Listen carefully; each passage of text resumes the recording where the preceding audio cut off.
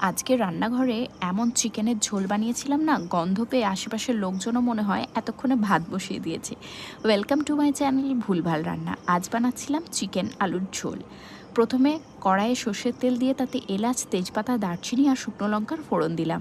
এরপরে তাতে দিয়ে দিয়েছিলাম কেটে রাখা পেঁয়াজগুলোকে এতক্ষণ ভাজলাম ওরা নিজেরাই গোল্ডেন ব্রাউন হয়ে যেন চাকরি পেয়ে গেল। এরপরে ওতে দিয়ে দিয়েছিলাম ধুয়ে রাখা মাংস, তারপরে দিয়ে দিয়েছিলাম একে একে সব মশলাগুলো, হলুদ, লঙ্কা, জিরে, ধনে গুঁড়ো, কাশ্মীরি লঙ্কা, মিট মশলা।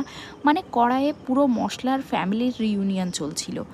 তারপরে আর কি একটু আদা বাটা, রসুন বাটা দিলাম। তারপরে একটা টমেটো স্লাইস করে রেখেছিলাম সেটা দিয়ে কিছুক্ষণ নেড়ে চেড়ে আগে থেকে ভেজে রাখা আলুগুলো দিয়ে ভালো করে নেড়ে নিলাম। তারপরে একটু পরিমাণ মতো জল দিয়ে ঢাকনা দিয়ে ঢেকে সেদ্ধ হতে দিলাম।